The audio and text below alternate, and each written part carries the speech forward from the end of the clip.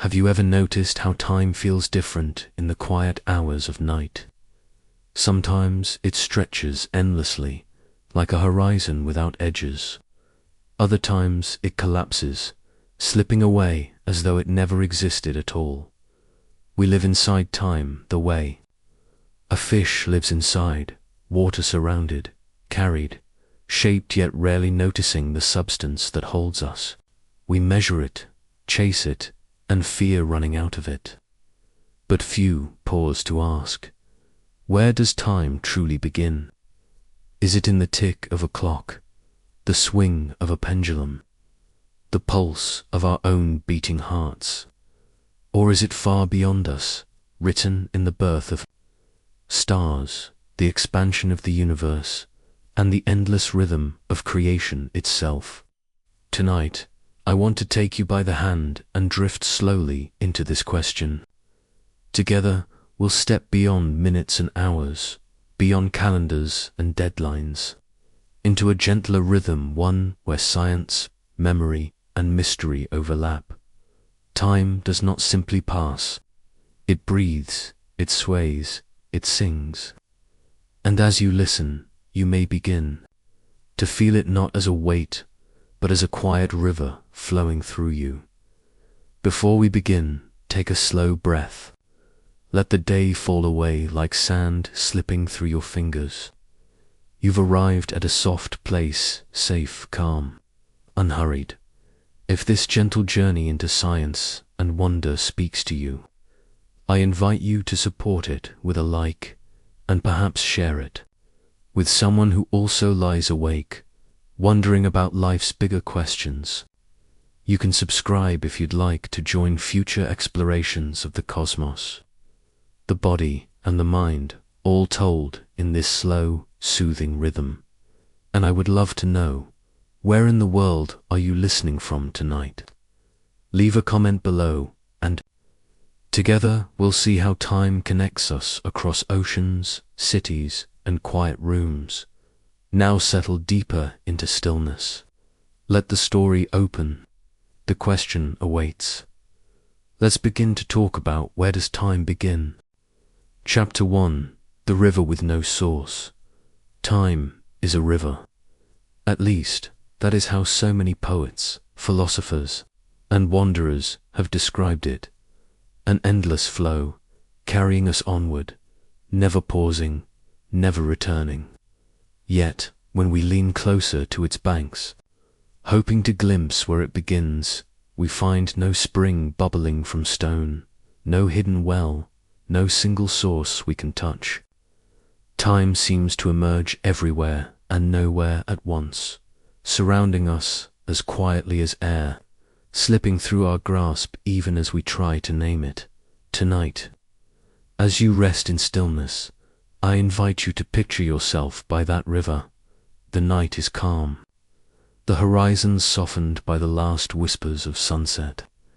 A gentle mist lingers over the surface, and the sound of water lapping against stone is steady, almost like breathing. You feel as though you could sit here forever, tracing ripples, listening to the hush of currents. And perhaps that is the first secret of time. It is not so much something you chase, but something you sit beside, noticing how it moves. For thousands of years, humans have tried to measure this invisible current.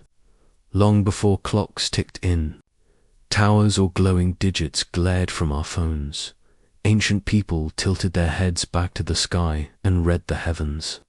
The arc of the sun marked day from night. The waxing and waning of the moon traced cycles of rest, renewal, and return. Long before we called them months, these rhythms guided sowing and harvest, migration and festival.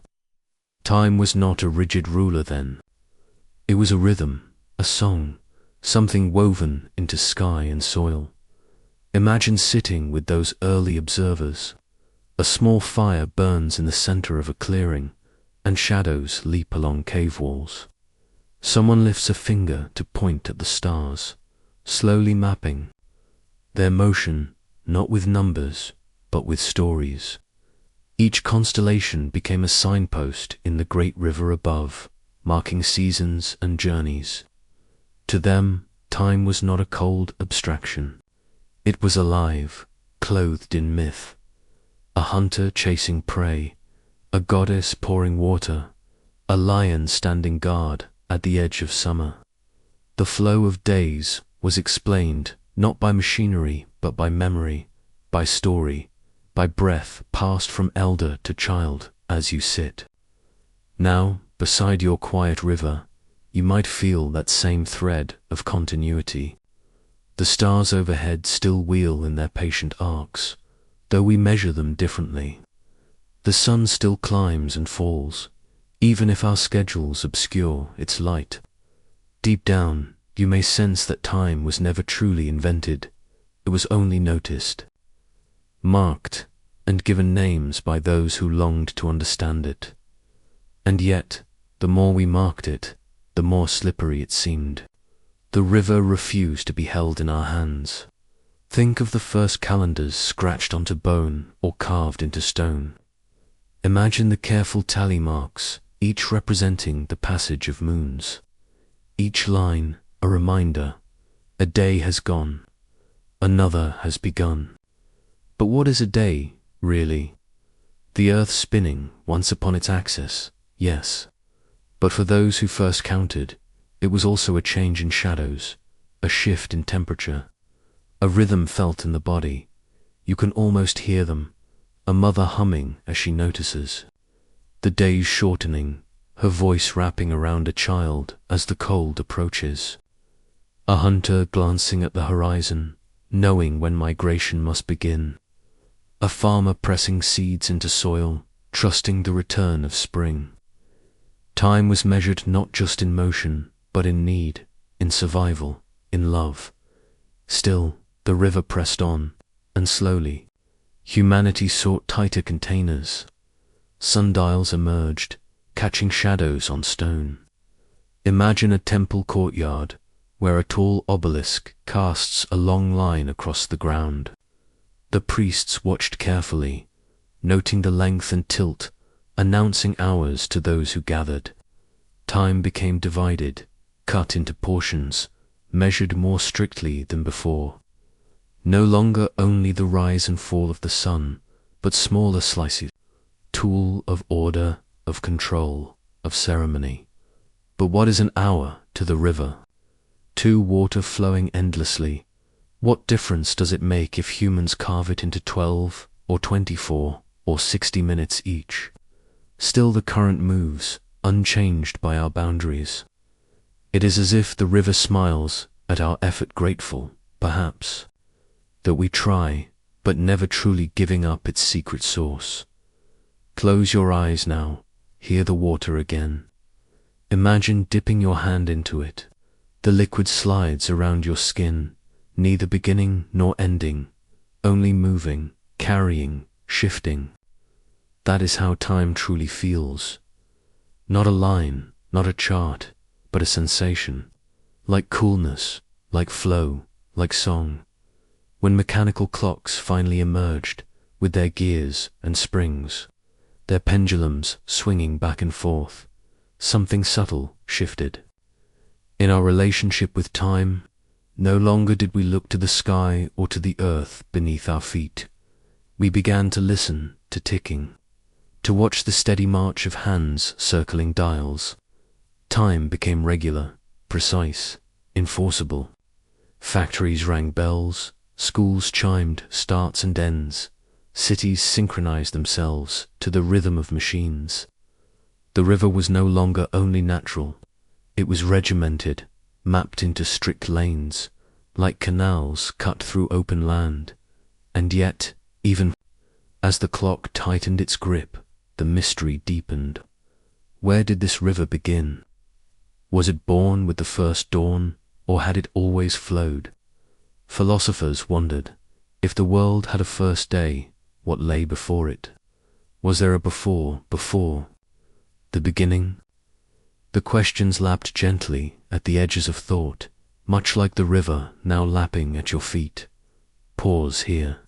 Feel your own breath. Inhale slowly, let the air drift in. Exhale, let it drift out. Already you have felt time pass measured not in numbers, but in rhythm. This is the ancient way, the way of the body. Each beat of the heart, each rise and fall of the chest is a marker of passage.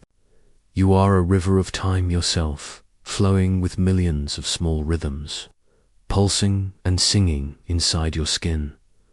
Perhaps that is why the question of origin feels so haunting. Because to ask where time begins is also to ask, where do we begin? Where does the story of our being truly start? Is it with the first cry we made in this world, or with the countless rhythms of ancestors who carried us here? Is it in the stars that exploded long before we were born, scattering the matter that would become our bodies? Or does it stretch back further still, into silence we cannot name? The river whispers no clear answer. It only continues to move. Think now of ancient myths. In some cultures, time was seen as circular, a wheel endlessly turning, repeating seasons and ages. In others, time was linear, a path stretching forward, marked by beginnings and endings. Both are true in their way. The sun does rise and set again, repeating each day, and yet each dawn is unique, never to return. The river turns, in spirals, but always downstream. As you rest by its side, you can feel how this duality lives in you. Your days repeat waking, eating, working, resting, but no day is ever identical. Each carries its own small changes, its own unrepeatable ripples. This is the paradox of time, both cycle and arrow, both circle and line. The ancients told stories. To soothe this paradox, they spoke of gods who birthed the world from chaos, of endless ages before and after, of cycles of destruction and renewal. These myths were not failures to understand science. They were poetry, ways of placing human hearts into harmony with the incomprehensible. Sitting by firelight, telling of beginnings, they found comfort in the notion that even if time's river had no clear source, it at least had a song. Now, picture the river again. The moon has risen higher, painting a path of silver across its surface. The night air is cooler, the insects softer in their song. You are not alone. All humanity has sat by this river in one way or another, watching, listening, asking. The first farmers, the builders of sundials, the keepers of mechanical clocks, the scientists with telescopes, they have all come to the same shore, wondering where it begins, and still the water flows. Perhaps the secret is that there is no single spring, no precise origin. Perhaps time does not begin at one point, but at every point. Each breath you take is a beginning. Each moment you notice is a source. The river is not far away, is running through you, and through all things. The ancient Greeks spoke of two kinds of time, chronos and kairos. Chronos was chronological time, the measured minutes and hours, the orderly progression. Kairos was something softer, the right moment, the opportune pause, the sense of time that is felt rather than counted. To sit by the river at night is to dwell in kairos. There is no urgency here, no ticking, only the presence of now, stretching gently in all directions. As you drift in this thought, your body grows heavier, softer against the earth. You are not chasing the river, you are listening to it, and as you listen, knowledge blooms quietly. Time is not just outside of us, marked by stars and shadows. It is within us, in heartbeat, in breath, in story. It is as much memory as it is motion, Imagine closing your eyes and feeling every age of humanity layered inside this moment. The first person to carve a calendar on bone, the first to mark an hour with shadow, the first to wind a clock's gears. They all arrive here beside you, gazing at the same river, hearing the same eternal question. The air hums with their presence, with the shared wonder that binds us across centuries. And then, as though answering softly, the river murmurs, "The beginning is not behind you, nor ahead of you. It is always here, in the present." Every droplet entering the stream begins its journey anew, just as every breath you take begins your life again in that moment. The source is everywhere, and so it is hidden. You smile, perhaps, in your half-dreaming state. The question is not solved, but softened. Time is no longer a puzzle pressing on your mind, but a companion curling around you like a blanket. Its flow lulls you like the hush of waves, like the steady rhythm of sleep arriving, and so you rest deeper. The river flows onward, carrying with it the myths of ages, the marks on stone, the shadows on sundials, the tick of clocks, the whisper of your own breath. You need not find its source tonight. You only need to float, carried by its quiet strength. Tomorrow, we will look upward, toward the stars, and trace how the cosmos itself marks time. But for now, you are here, by the river with no source, listening, drifting, breathing. The water sings, and you are part of its song. Chapter 2. The Clockwork of the Stars. Look up. The night sky opens like a vast cathedral ceiling, jeweled with 1,000 quiet fires. They seem eternal, unchanging, as though they have always hung their patient witnesses to everything we have ever been, yet in truth they move. Slowly, silently, they shift and turn, each star tracing a path across the heavens, each planet gliding in its own careful orbit.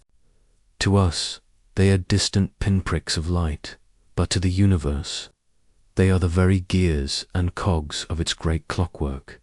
Time is written here, above us, not in numbers or words, but in orbits and radiance, in the long lives of stars, in the swelling and stretching of galaxies.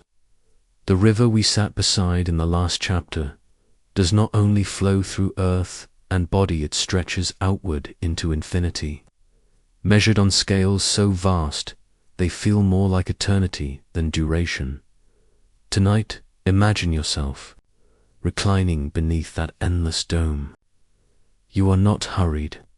You are not small, though the stars are enormous.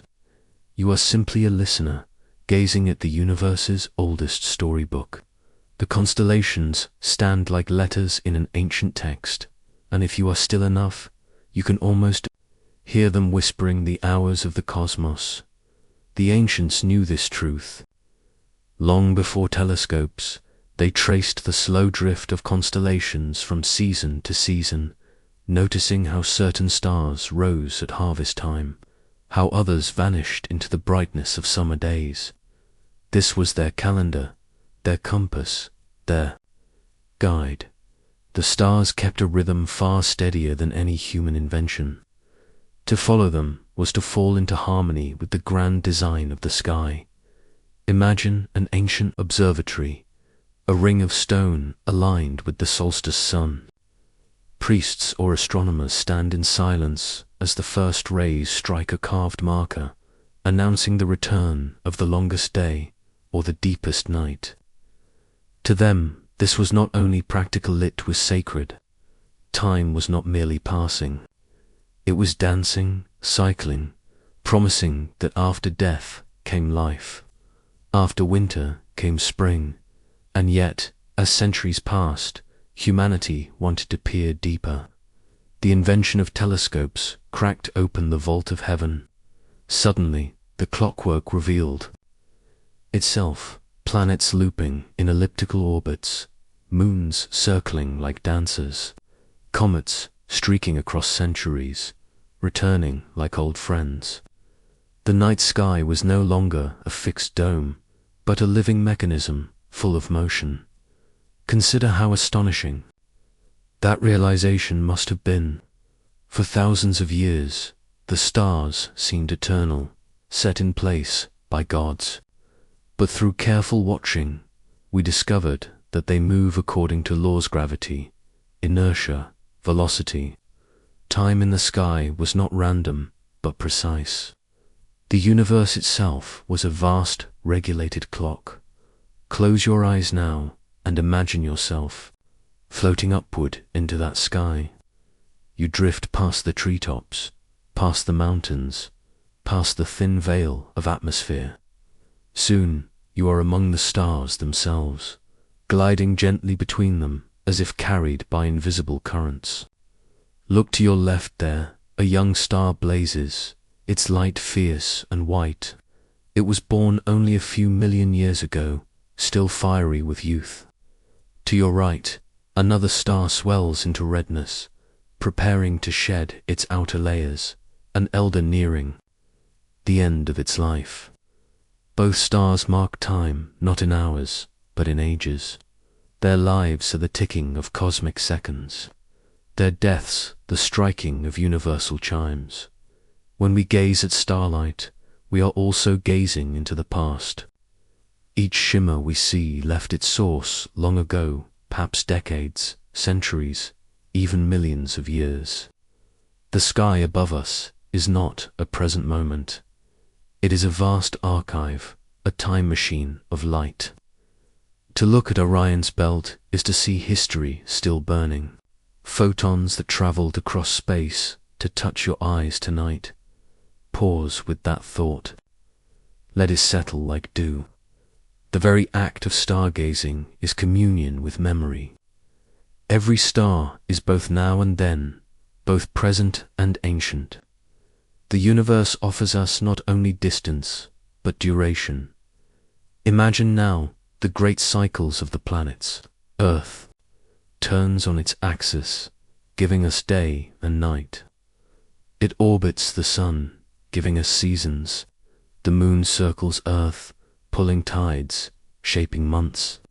Mars, Jupiter, Saturn all sweep across the sky in long, predictable arcs, as though each were a gear in a vast machine. The word cosmos itself means order, and truly, when you look up, you see order written in starlight. But what kind of clock is this? A strange one, for sure. It does not strike 12. It does not divide neatly into minutes. Instead, it measures eons. Galaxies rotate over billions of years. Stars live and die in cycles beyond our imagination. The clock of the stars is slower, vaster, deeper than any rhythm we have known on Earth. Still, we use it. Even now, our most precise measurements of time come not from pendulums, but from the heavens. Atomic clocks are synchronized with the vibrations of atoms, yes, but also corrected by the rotation of Earth, by the ticking of pulsars those collapsed. Stars that beam radio waves in perfect rhythm like cosmic metronomes. Out there, scattered across the galaxy, are clocks so steady, so unwavering, they make our inventions seem clumsy. Think of a pulsar, a star once massive, now collapsed into a dense, spinning core. It rotates dozens, even hundreds of times each second, sending out beams of radiation with flawless regularity. Astronomers on Earth receive those pulses like heartbeats from space. Each is so precise, it rivals any human clock. Imagine lying beneath the stars, hearing that pulse faintly in your dreams. Tick, tick, tick not of brass gears, but of collapsed suns. And beyond even that, there is the grandest rhythm of all, the expansion of the universe itself.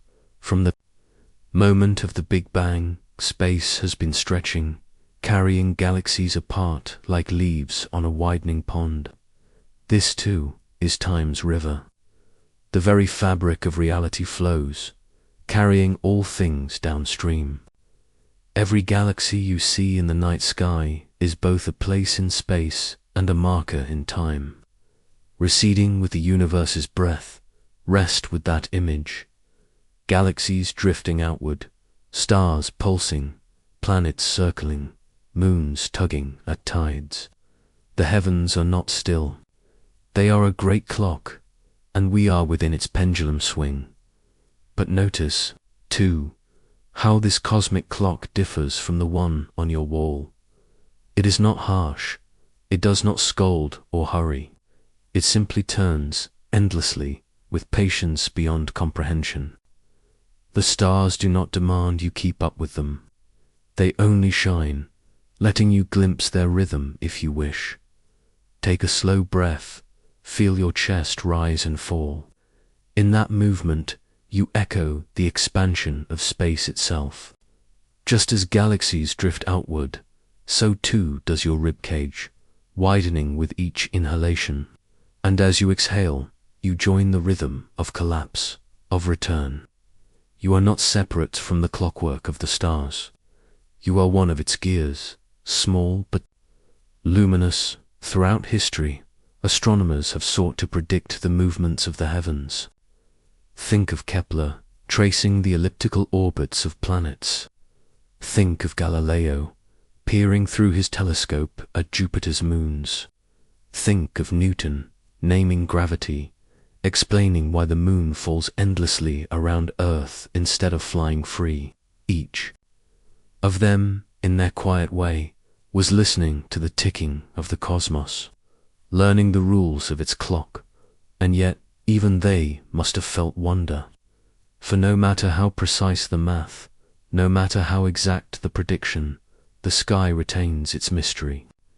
Stand under it tonight, and you feel not only science, but awe. The stars may be explained, but they are not exhausted. Their beauty remains untouched by equations. Picture yourself lying on cool grass, staring up. You notice Orion rising in the east, the hunter chasing across the winter sky. You notice the soft glow of the Pleiades, clustered like a handful of diamonds. You notice Venus, shining brighter than all the rest, a morning star, an evening star. Each is a marker of time, yes, but also a gift of beauty. The cosmos tells its story not only with accuracy, but with grace. And what of beginnings? If the universe itself is a clock, where did it start? Scientists trace it back to the Big Bang, a moment nearly 14 billion years ago when space and time themselves began. Before that, we cannot say be. Before has no meaning without. Time, the river, it seems, springs from a point of infinite density, then flows outward forever. But even here, mystery remains. Was there truly nothing before? Or is our notion of beginning too small for what the universe holds? The stars do not answer. They only shine. So let us rest with them. The night is deep, the air cool, the constellations steady in their march. Time stretches vast above us, measured in light years, in pulses, in rotations. The great clock turns, and we, tiny though we are, belong to it. Imagine drifting now among those stars, floating without weight. You glide past Saturn, its rings whispering round it like silver ribbons. You pass Jupiter, with its storms swirling for centuries. You pass Mars, red and patient, and Earth, blue and tender. Each world moves in rhythm, each orbit a second in the great cosmic timepiece. Further still, you see galaxies, spirals upon spirals, each containing billions of stars. They drift outward, carried by expansion, yet each rotation takes hundreds of millions of years. You realize, to the universe, 1,000,000 years is but a tick. Time here is not hurried. It is patient, serene. You feel yourself relax into that scale. Your worries, once sharp, soften. What is an anxious day compared to the life of a star? What is a sleepless night compared to the turning of a galaxy? The cosmos places our lives in perspective, not to diminish them, but to soothe. You belong to something far greater, and in that belonging, you can rest. The clockwork of the stars continues, steady and calm. You need not wind it, need not measure it. You need only gaze, breathe, and trust that it keeps turning. And as your eyes grow heavy, the stars above blur softly into one great luminous sea. Their ticking is slower now, more like a lullaby than a clock. You drift with them, floating in their rhythm, carried into rest. The universe keeps time, and tonight, it keeps it gently for you. Chapter 3: The Pulse Inside the Body. Close your eyes now. After rivers and stars, let us turn inward. The universe does not only keep time in galaxies and orbits, it keeps time inside you, hidden in your chest, in your breath, in the quiet machinery of your cells. If the cosmos is a grand clock of infinite scale, then your body is a smaller, intimate one, ticking softly with every heartbeat. Sit with that thought. Listen. Beneath the silence of the night around you, there is another rhythm, constant and faithful. Your pulse, thump, thump, thump. It has never left you, not since before you were born. Long before you opened your eyes to the light of day, your heart began its slow, steady keeping of time. It beats in the dark, in the quiet, long before you had a word for time at all. The heart is a metronome of flesh, a living clock. Each contraction pushes life forward, carrying oxygen, carrying warmth, carrying energy. To the body, every beat is a second. Not a second measured by numbers, but by necessity. A second that means continuation, that means survival. Without this pulse, time for you would end. Imagine placing your hand gently upon your chest. You feel it there, the steady push, the subtle vibration through ribs and skin. That is your river within. It flows, never pausing, never asking permission. Your heart beats not because you tell it to, but because life itself insists upon it. It is older than your thoughts, older than your will. In every moment it counts your being, and it is not alone. Around it, your breath keeps its own rhythm. Inhale, exhale, inhale, exhale. You may not notice it most of the day, but here, in the quiet, you can feel how each breath carries you gently from one moment to the next. To your body, this is another form of time. Breathing divides the world into cycles of intake and release, into moments of gathering and letting go. Pause now. Breathe slowly, deeply. Feel how the air enters, cool and invisible. Feel how it leaves, warmer, carrying away what you no longer need. This rhythm has been with you always, rocking you gently. From your first cry to this very night. Every inhale, every exhale, another tick in the body's clockwork beyond breath and heart. There are deeper rhythms, subtler ones. Your body holds an internal clock called the circadian rhythm, a cycle of roughly 24 hours that guides your sleep, your wakefulness, your hunger, your temperature, even the chemistry of your brain. This inner rhythm is tuned to light and darkness, to sunrise and sunset, even without a watch, even without a calendar. Your body knows how to measure day and night. Imagine yourself in a forest. No clocks, no phones, no lamps. You rise with dawn. As light filters through trees, you grow sleepy with dusk. as shadows lengthen. Your very cells respond to this pattern, releasing hormones that wake you, others that soothe you to sleep. It is as though within your chest, your own small sun rises and sets, marking the passage of time inside you. Scientists call this inner keeper the suprachiasmatic nucleus, a cluster of neurons in the brain that acts like a master conductor, synchronizing the orchestra of your body's rhythms. From there, signals travel to every organ, reminding them when to rest, when to act. Your liver listens, your muscles listen, even your DNA listens, unfolding and folding in response to this internal cycle. Every day, without fail, your body remembers the sun. It is astonishing, isn't it? You do not need to look at the sky to know when morning has come. Your body already knows. It carries a memory of light, a rhythm etched deep into the fabric of life itself. Plants, too, follow circadian cycles, opening their leaves to the day, closing them at night. Even bacteria carry these rhythms, as though time itself has seeped into the very code of existence. As you rest here, you can feel how your body is, not separate from the universe's flow, but a reflection of it. The sun turns, and you turn with it. The earth spins, and your body spins in rhythm. You are a microcosm of cosmic time, a small echo of the vast celestial dance. Now, turn your attention deeper still to the smallest clocks of all, the ones ticking within each cell. Every moment, your body's cells are busy with work, repairing, dividing, creating proteins, carrying signals. These processes are not random. They unfold with remarkable timing, like gears meshing smoothly in a hidden machine.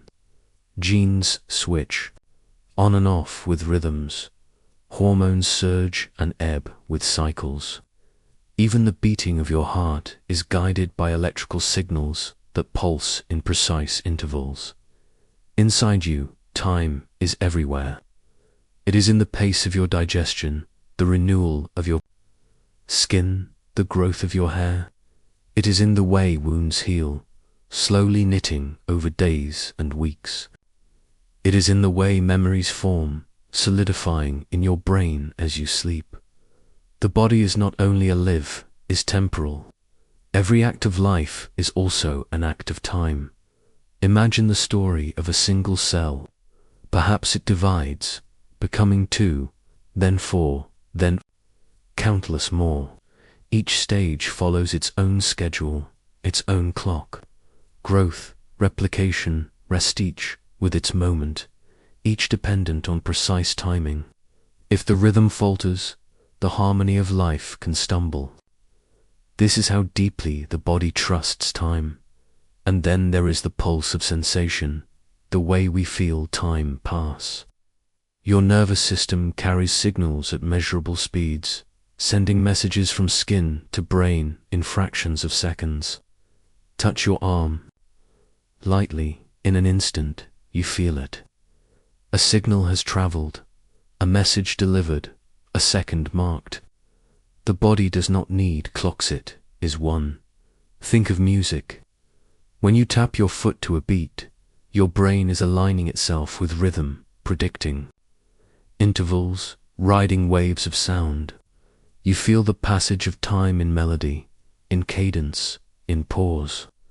This is not only art, it is biology. Your neurons fire in patterns, creating expectations, marking time as surely as any watch. And so we come to a beautiful truth. Time is not something we observe from the outside. It is something we live from within. Every moment you are alive. You are measuring it, keeping it, moving with it. Whether you know it or not, sit with that gently. Place your awareness back on your pulse, on your breath. These are the anchors of now.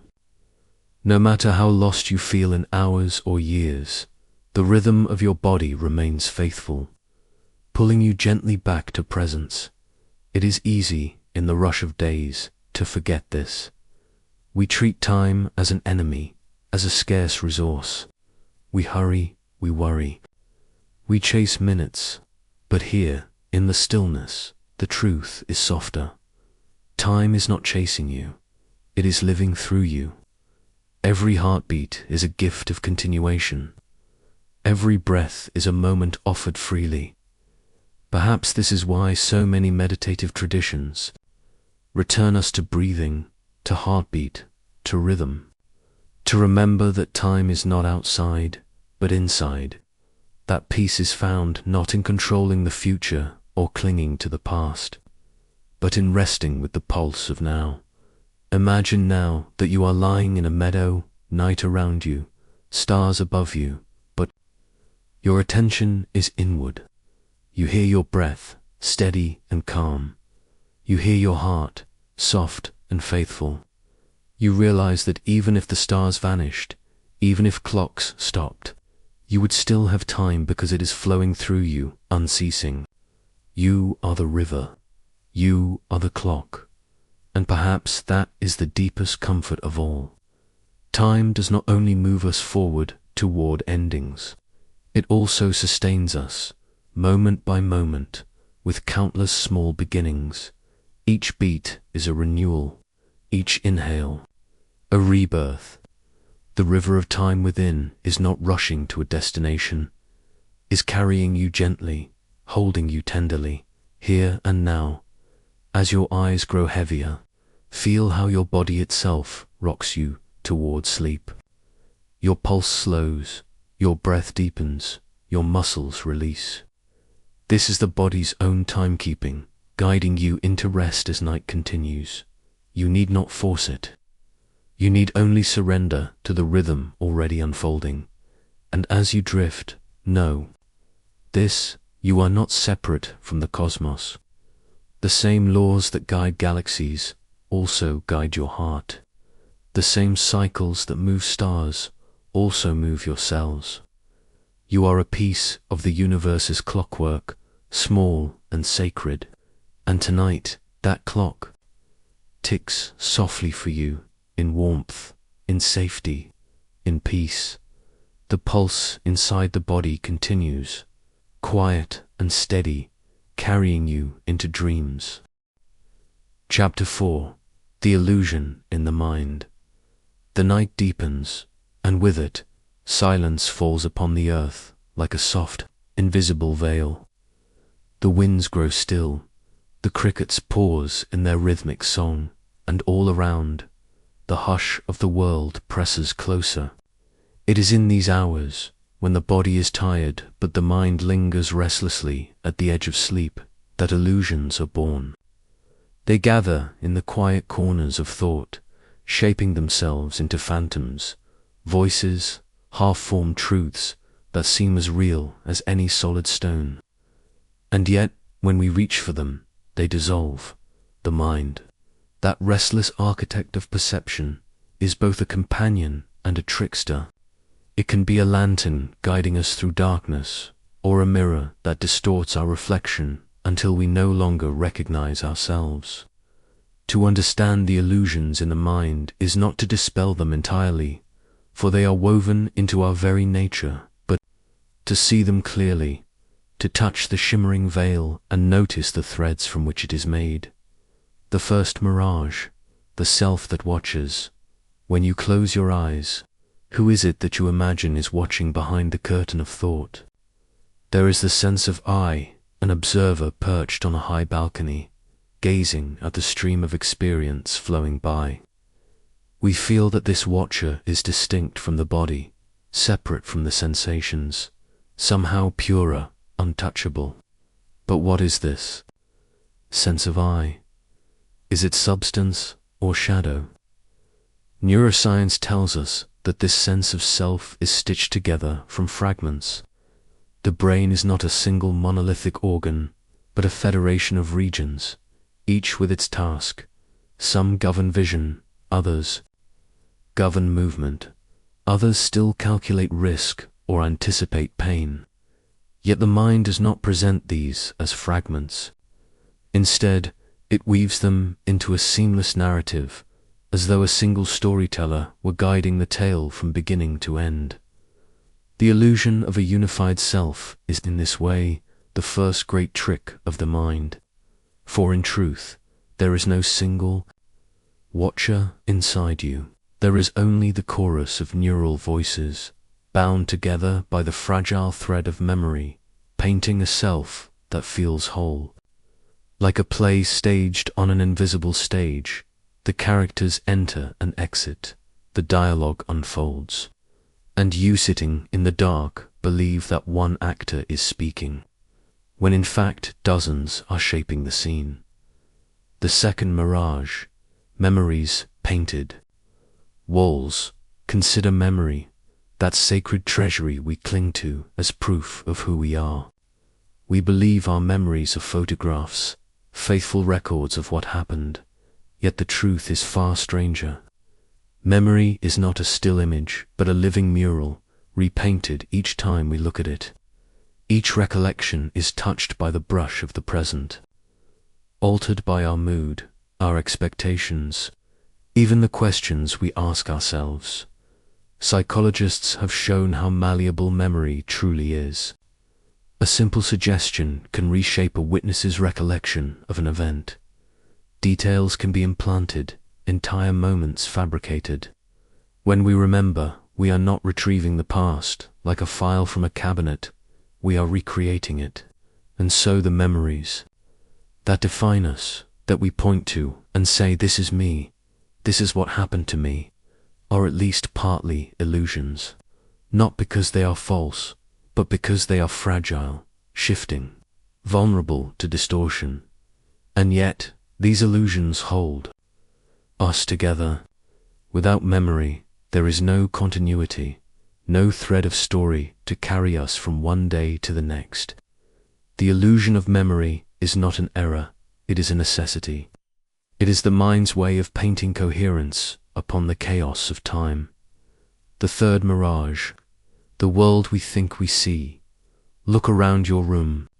The walls, the ceiling, the familiar objects feel solid, continuous, trustworthy. But the world as you perceive it is not the world as it is. Light strikes the eye, signals travel along the optic nerve. The brain stitches these fragments into an image. And that image is not a mirror of reality, but a construction, a best guess. The mind fills in the gaps. It smooths the blind spot in your vision. It guesses the edges of objects where shadows obscure them. It interprets depth, color, motion, and meaning from signals that, in truth, contain far less information than you imagine. What you see is not the raw world, but the world after it has passed through the editing room of the mind. The philosopher Immanuel Kant once said, "We do not see the world as it is, but as we are." Our perceptions are tinted by our categories, our expectations, the architecture of our own minds. The illusion, then, is not simply that we misperceive the world, but that we forget we are perceiving at all. We believe we are looking out through clear glass, when in truth we are looking into a mirror that reflects not only the world, but also the shape of our own gaze. The fourth mirage, time's velvet curtain. Perhaps the most convincing illusion of all is time. We experience time as a flowing river, carrying us from past to present to future. We speak of moments slipping through our fingers, of hours that vanish like smoke. And yet, physics tells us that time may not flow at all. Each moment may be fixed, like beads on a string, with the sense of movement arising only from the way consciousness lights them in sequence. The brain, in its rhythm, stitches together perception into a narrative of continuity. We do not see the world as snapshots, though that is closer to the truth of how perception works. Instead, we experience a smooth movie. The illusion of continuity hides the gaps. What, then, is time? Is it the ticking of a clock, the shifting of shadows, or merely the arrangement of events in memory. The mind convinces us that we are moving forward, always forward, when perhaps we are standing still in a universe already written. The illusion of time may be the most beautiful trick, for without it, there would be no story, no longing, no hope. The fifth mirage, control. And then there is control, the illusion we cling to most fiercely. We believe we steer the wheel of our lives, that decisions are made in the chamber of willpower, that the hand lifts because the mind commands it. But again, the evidence suggests otherwise. Experiments reveal that the brain begins preparing an action milliseconds before we are conscious of deciding. The readiness potential, as it is called, shows that the body has already chosen before. The mind declares, I have chosen.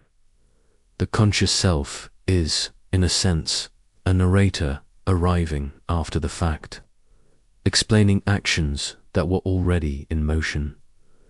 This does not mean we are puppets without freedom. It means that the story of freedom is written differently than we imagine. Control is not absolute, not the iron grip of a sovereign ruler, but the soft negotiation of countless unconscious processes. The illusion of control is not false so much as incomplete. It is the mind's way of simplifying the orchestra into the image of a single conductor. The sixth mirage, meaning. Perhaps the most haunting illusion is meaning itself. The mind cannot tolerate randomness. It seeks patterns, stories, reasons. When something terrible happens, we ask why. When fortune arrives, we ask the same. Even in the flight of birds or the shuffle of leaves, the mind perceives intention, a hidden script. Yet meaning is not written into the universe like a secret code. It is something we weave. Like spiders, we spin threads of story and belief, anchoring them to the corners of our lives, until a web emerges, a web that feels so natural we mistake it for the world itself. This is not to say meaning is an error. Meaning is the substance of human life. Without it, we would drift, unmoored in a sea of events without anchor. But we must recognize the illusion. Meaning is not discovered, it is made. The stories we tell are our gift, not the universe's. Decree the beauty of illusion. At this point, one might ask, if all is illusion, self, memory, perception, time, control, meaning, what remains? Is the mind merely a hall of mirrors, reflecting nothing but itself? But to see illusion is not to despair. Illusion is not emptiness, it is artistry.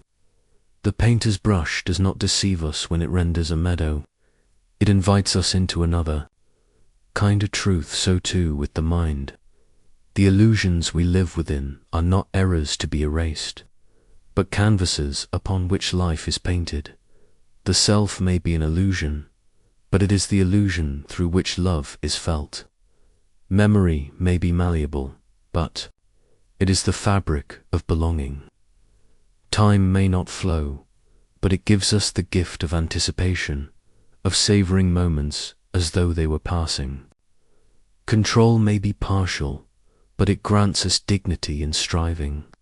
Meaning may be invented, but it allows us to suffer with purpose and rejoice with depth. The illusions of the mind are not cages, they are wings. The quiet seeing. There is a kind of freedom in recognizing illusion, not the freedom of escape, but the freedom of clarity. When we see the mirages for what they are, we are no longer bound by them unknowingly. We can walk through the desert knowing that the pool shimmering on the horizon is not water, yet still appreciating its beauty. Meditation, philosophy, art, of these are, in some sense, practices of quiet seeing. They do not strip away illusion entirely, for that would leave us in a void too stark for living. Rather, they invite us to see the play of illusion as play, to sit in the theater of the mind and admire the performance, knowing it is a performance, and, in that awareness, something opens, a softness, a humility. We no longer grip so tightly to the eye, to the story, to the need for certainty. We can allow the illusions to shimmer, to rise and fall, without demanding they be absolute. The illusion in the mind is not a curse, nor a mistake. It is the artistry of consciousness, the way our fragile bodies endure the incomprehensible vastness of reality. Illusion shapes the river into banks we can follow, shapes the stars into constellations we can name, shapes the chaos into stories we can live within. The mind deceives us, yes, but it deceives us the way a poet deceives with metaphors that may not be literal, yet reveal a deeper truth. To live is to walk within these illusions, to accept their beauty, and perhaps, on quiet nights such as this, to smile at the trickster inside us, painting worlds out of shadow and light. And so, as the night deepens, let us rest in this strange theater. Let us honor the illusions not as chains, but as companions. For it is through them that we dream, and through dreams that we live. Chapter 5. The Horizon Beyond Time. There are moments when the world feels like it stops. Not in the physical sense planets still turn, stars still burn, and rivers still flow, but in a subtler way, where something within you quiets down long, enough to sense that you are staring into something immeasurable. It is not silence nor stillness, but an awareness of an edge, a boundary that cannot be touched, only felt. This is the horizon beyond time.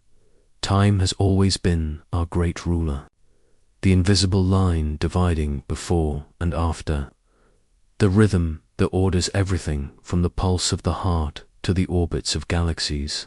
Yet, to live with time is also to live with its shadow, the awareness that every moment moves irreversibly towards something else. We count, we measure, we divide our lives into days and years, but somewhere deep inside, we know that time is less. Like a clock and more like a horizon, something you can move toward but never reach. And so, in the heart of this chapter, we step forward, not as prisoners of the ticking hands, but as wanderers walking along that infinite edge where past, present, and future dissolve. For what lies beyond time is not a place, nor a thing, but a way of being. It is a recognition that the horizon is always here, always waiting, shimmering at the edge of awareness, the mirage of measurement from the moment humanity first learned to scratch lines into bone or carve notches into stone. We tried to capture time. At first it was the rising of the sun, the phases of the moon, the shifting of the seasons. Later came the water clocks, the hourglasses, the swinging pendulums, and the quartz crystals. Now, in our modern age, we measure time by the vibration of atoms dividing a second into billions of slices so precise that no eye can detect them. But the more we measured, the less we seemed to understand. Time slips through our fingers no matter how finely we divide it. Seconds, minutes, hours, they are cages we build, but the bird they try to hold always escapes. The horizon recedes. Always it recedes. And perhaps, in truth, time is not something that flows at all. Perhaps it is only the way we, caught in motion, perceive the shifting patterns of existence.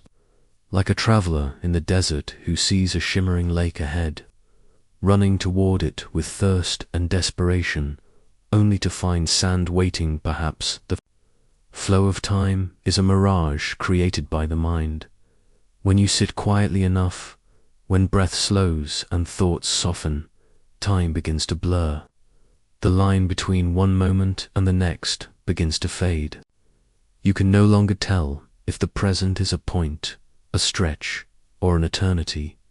You are simply here, a single note drawn out into infinity. And in that state, one begins to see. Perhaps the horizon of time is not ahead, but within.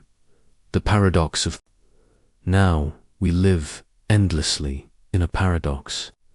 We are told that the present is all we truly have, yet the present is the slipperiest of all things. The moment you think of now, it has already passed. By the time you try to hold it, it has dissolved into memory. The present is like a rainbow, real enough to see, yet impossible to grasp. And yet this paradox is precisely the key. For if the present cannot be held, it can only be lived. Not captured, not owned, but inhabited. To stand on the horizon of time is to recognize that there is no boundary at all, only a continuous unfolding. Some ancient teachers described it as standing in the gateway between worlds. The past is memory, the future is imagination, but the present is the door always open, always waiting. Yet most of us hurry past, too distracted by what has been lost or what might still come. To live in the horizon of time is to pause in that gateway, to feel the weight of what has passed without clinging, to sense the pull of what is to come without chasing, and to remain quietly in the mysterious unfolding of now. But this is not easy, for the human mind is restless. It clings to stories, to regrets, to hopes. It runs backward and forward, weaving a net of before and after. And so the horizon feels unreachable, always just ahead. And yet, if you close your eyes, breathe, and let the net fall, you realize the horizon is not somewhere else. It is here, and you have always been standing within it. The shadows of mortality, the reason time holds such power over us, is not only because we measure it, but because we know we are bound by it. To be human is to live with the awareness of mortality. Everything we love, everything we are, is touched by the shadow of an ending. The horizon of time is not only infinite but final. It whispers to us that all stories conclude, all songs fall silent, all rivers meet their sea. This awareness is heavy, often unbearable, and so we distract ourselves with the tick of the clock, the busyness of days, the endless counting. For if we stopped and truly looked, we might collapse beneath the truth, and yet mortality is not an enemy but a teacher. For it is precisely because we are finite that every moment has meaning. A flower blooming forever would not astonish us. Song without an end would never move us. But a fragile blossom that fades, a fleeting melody that falls into silence, these pierce us with their beauty because we know they cannot last. To stand at the horizon beyond time is to face mortality without turning away, to see that every moment is precious, not in spite of its ending, but because of it. Death, in this way, is not the opposite of life, but its completion, the boundary that gives shape to the horizon, the ocean of eternity. But there is another truth that flickers, like a hidden flame.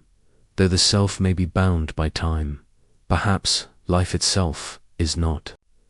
Beneath the surface of change, there may be an ocean untouched by the tides of past and future. Consider the ocean waves.